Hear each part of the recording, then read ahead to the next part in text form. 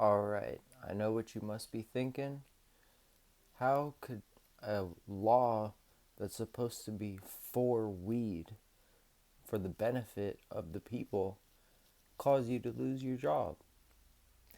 And that's why I'm here, to explain it to you of how it all went down. So, real quick, just want to give a shout out to everybody who's tuning back in. I appreciate you guys. And if it's your first time, then I welcome you to my page. I talk about shit like this all the time. One last thing is, if I could please ask if you could subscribe, that would be cool. Like, no money, no paywall, no Cash App name at the bottom or anything. I just like telling my stories, okay?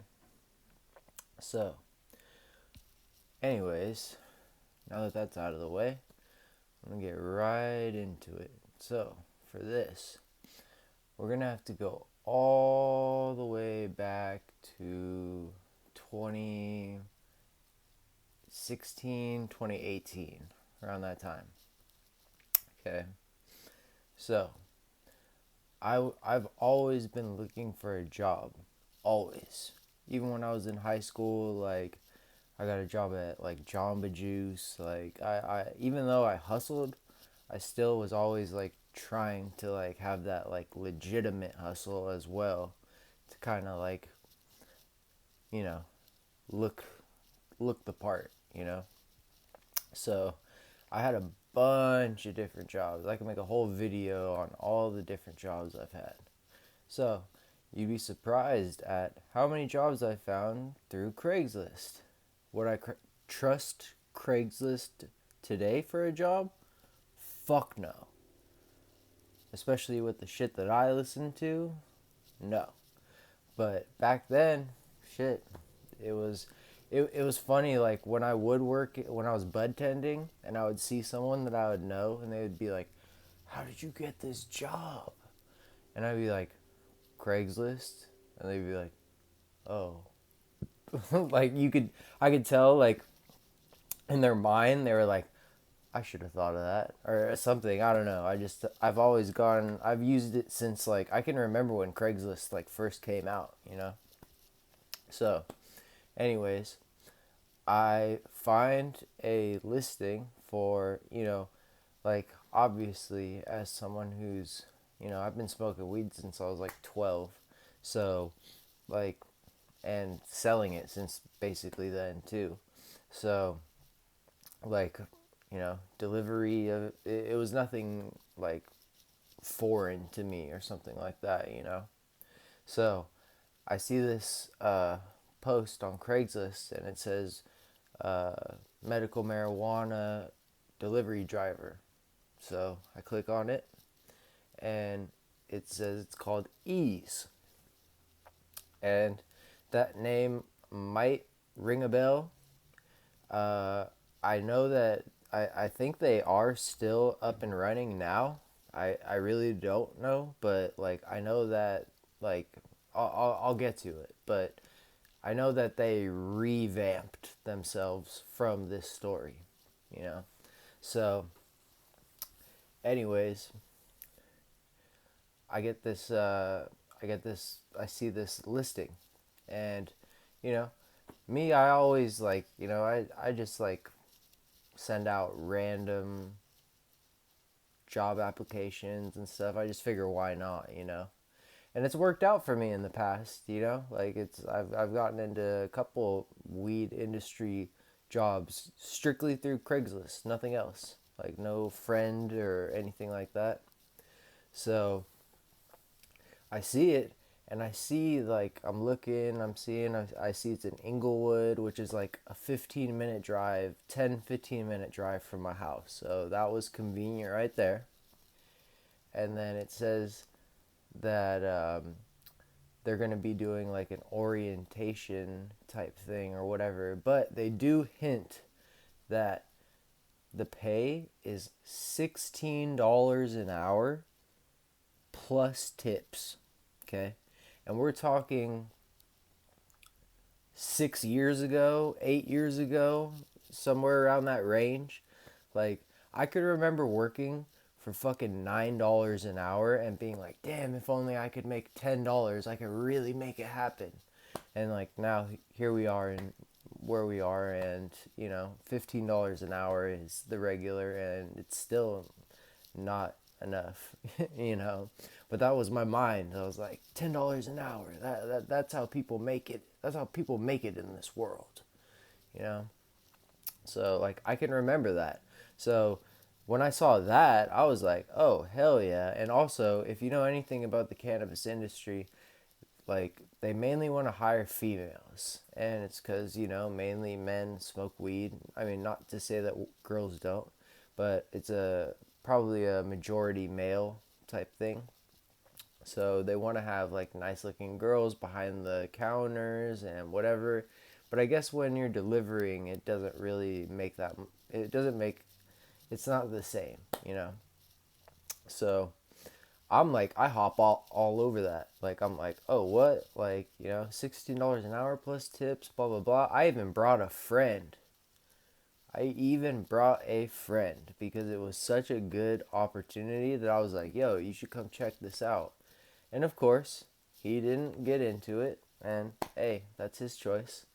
But, like, I go and, I kind of explain that I have experience, but maybe not the most legal experience, whatever. Like, they were cool. And the thing about this place was, this shit was like a front.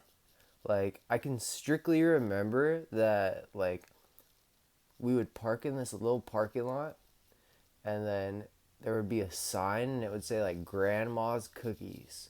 And we'd have to press this button, and it would go, and then someone would buzz you in, like they had a camera or some shit.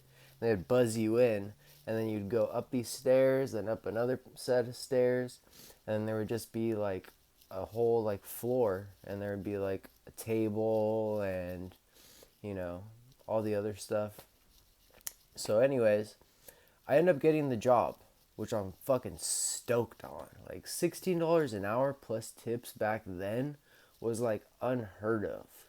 Like that was like I didn't even care. I don't think they reimbursed us for gas or anything. I didn't give a fuck. Like, and it was great. Like they had a system where like you could text your like client or whatever. Like if someone ordered something, it was all done through an app. So they would go on an app and they would be like, "Oh, I want this," and then I would get, if whoever is the closest would get the order, and then you would see it, and then you would go into your inventory and you would get it out and you would serve it. It was simple as that. So what we would do is, when we would show up there, like everybody had these I always want to say Martha Stewart, Rachel Ray, I guess, had these like um, bags, and they were these bags that zipped in the middle, and then they zipped again, so they had like two compartments. So we would have like two or three of those, and one would be like edibles, one would be like flour, and one would be hash and wax. So like every day we would get our little packs, and we would have a little piece of paper, and we would check off the inventory. If you've ever done inventory for anything in any job anywhere, like it was no different than that. Like it was just like, oh, okay, I got 3 of these, 2 of those, 3 of these. Like it was just check, check, check, just making sure that like you had everything. And like I was saying, like, you would get your thing, and the really cool thing was they serviced the South Bay area, and I lived in the South Bay area. So that meant I spent so many days where I would just go to work, get my pack, come home, and like if nobody ordered for like 3 hours, I was still getting paid for those 3 hours, even though I was at home. I was just waiting for somebody to order. And even on holidays, I got time and a half or whatever. and I did the exact same thing, and I got paid like 20 something, like I forget. I got paid like, my rate, and then half of the other of the rate as well. So for sitting on I watched football the entire time. Nobody even ordered. Like, whether people ordered or not, you still got paid for your base, like, hourly, you know? And the way that they had the system set up to, um, like, schedule, it was really easy. It was an app, and you just, like, literally, you could do it like any app you can imagine that's easy. You could just be like, oh yeah, I want to work. My shift was always 4 p.m. to 12. I loved that shift, man. Loved that shift. I don't know why. Can't say why, but I loved that shift. And like, I would work the shit out of that. And I was working like 50, 60 hours. Like, it had the hours, it had the pay, like it had everything. And also, when I would get paid, sometimes, like, I can remember for Christmas, they gave me a little goodie bag, and it had like a gas card, edibles, like it had like a bunch of different stuff in it that I was like, whoa, this is cool, And they were like, yeah, no worries. So, like, honestly, like, that was like the best delivery job that I've ever had, like, at the time. Like, that was like unheard of at the time. Okay. So what happened was, like, I was happy as a clam working for them. I was working, doing everything, doing what I had to do, wasn't late, blah blah blah. And then, like, I noticed that things were starting to change. And if you know anything, I put it in the thumbnail about Prop 64. Prop 64, like, you would think, like, you know, wouldn't that be a good thing for you? Like, legalizing it, like, recreationally, wouldn't that be a good thing? You would think so, and in the long run, yes. But at the time when you're there, I'll explain to you exactly what happened. So, I can still remember that, like, it was around the holidays. It was around like Thanksgiving or like Christmas, okay?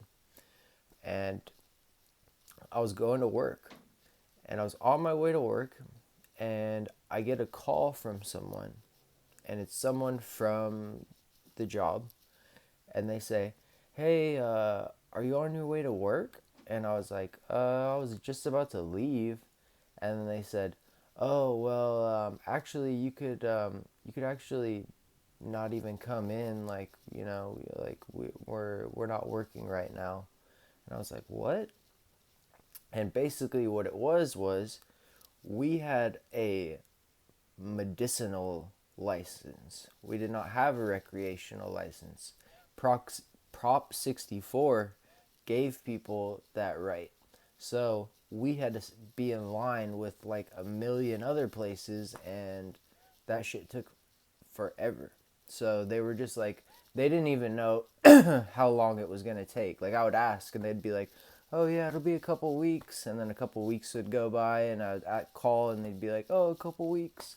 So, like, what ended up happening was, like, a month goes by, nothing.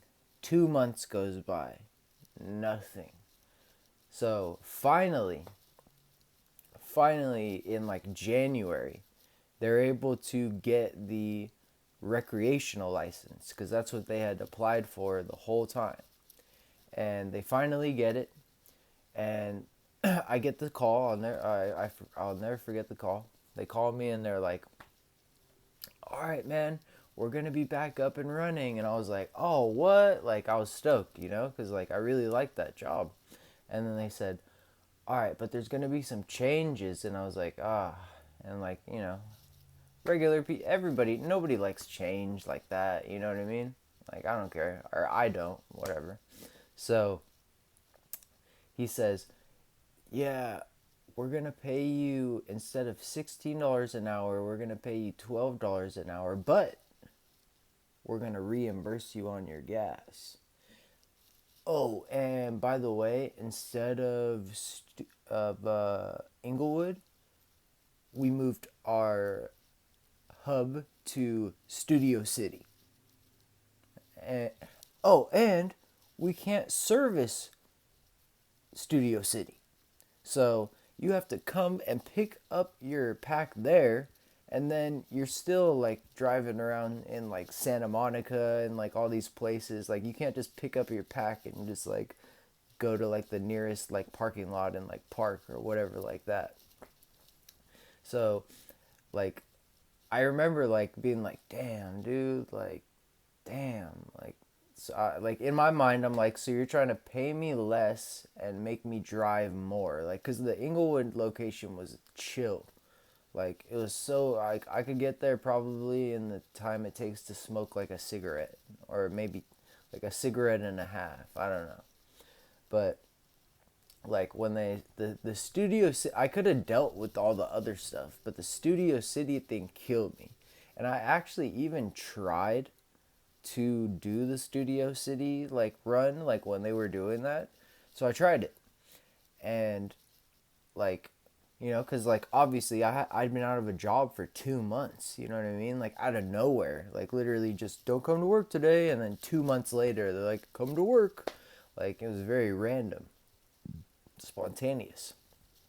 So, like, when they tell us to come to the place in Studio City, I go there and it's like, it's a bigger facility, sure, yeah, because this other one we were kind of like neighbors with all the, in this little shopping center or whatever.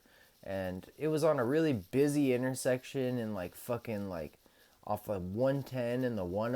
It was just like the worst place you want to be for like LA traffic. Like it's just a shitty place to be. But I tried it out anyways.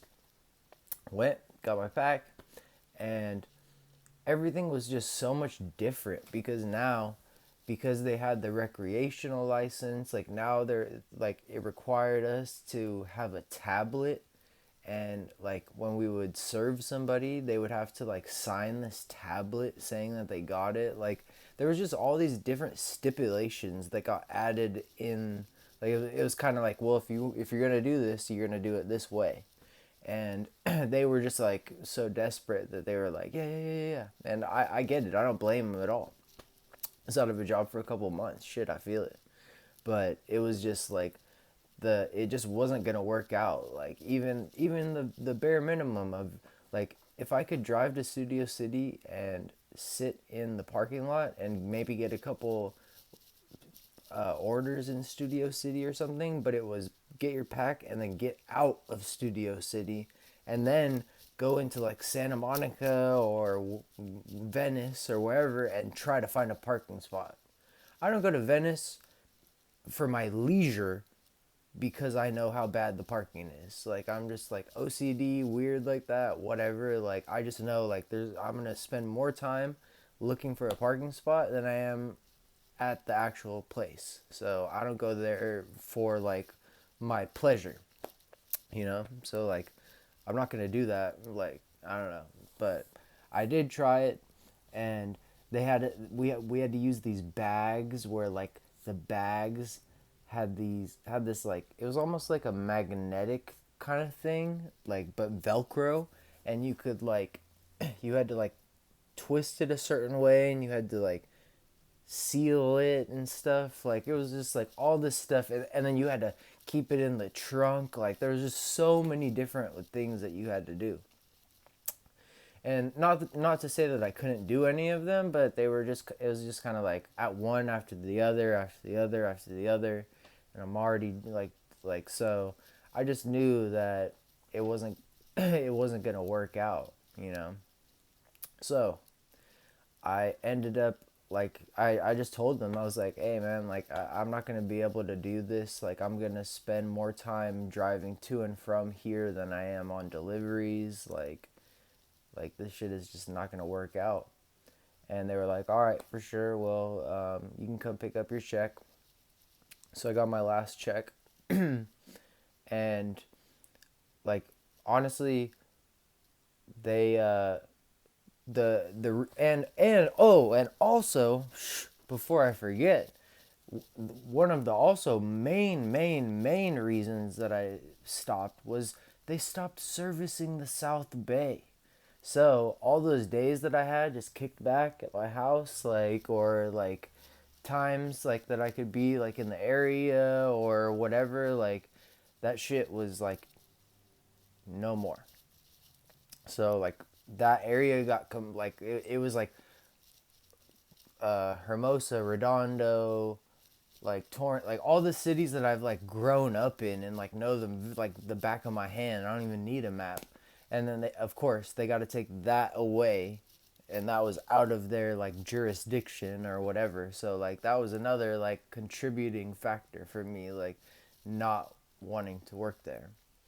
Honestly, I would have just drove there and drove back to my house and been like, all right, I'm doing the South Bay area, because we would be in contact with each other, the other drivers, and someone would be like, all right, I'm gonna do like Westwood and like the Hollywood type area. All right, I'm gonna do Santa Monica, and like usually I'd be like, I'm gonna do like the South Bay Galleria area.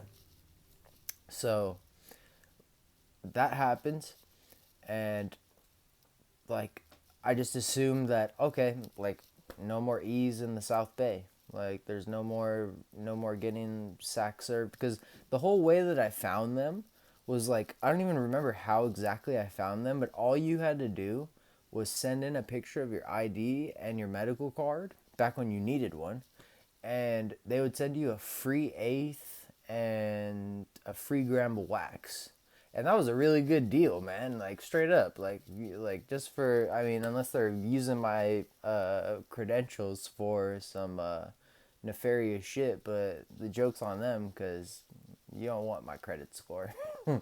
So like I really just thought like, okay, no more getting deliveries in like the South Bay, And I had put all like my friends onto it. I was like, yo, obviously I'm gonna tell my friends like, yo, if you send a picture of your face or of your ID and your rec, they'll send you a free eighth and a free gram of wax. Like I definitely like, I've always been one to bring a carload of people to, even if it was a physical place doing something like that.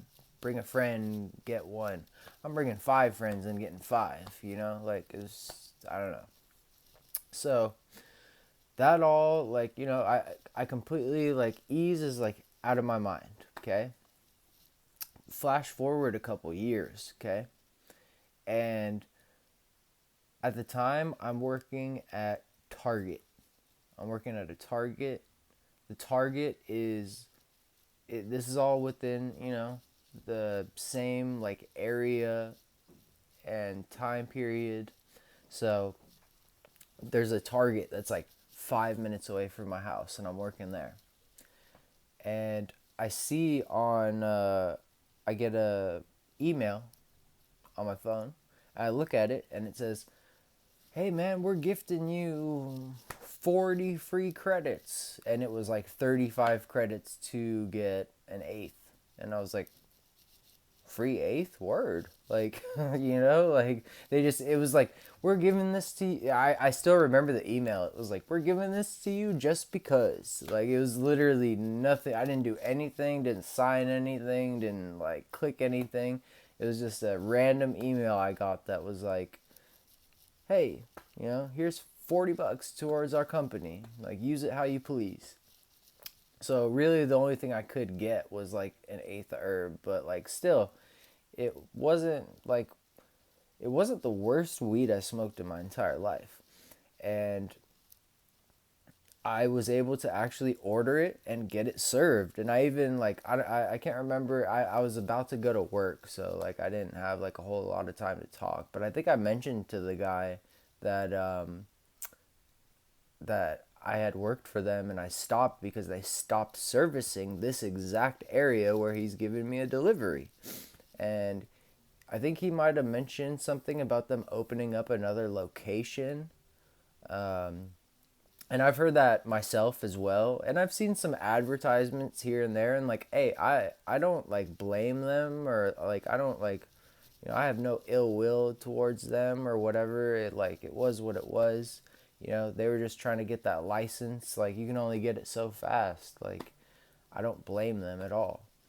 So like, unfortunately, that, like, I don't know if that company kept going and then they just decided, hey, let's service the South Bay again, or if there was another, like, kind of like pause in the business or whatever. I have no idea.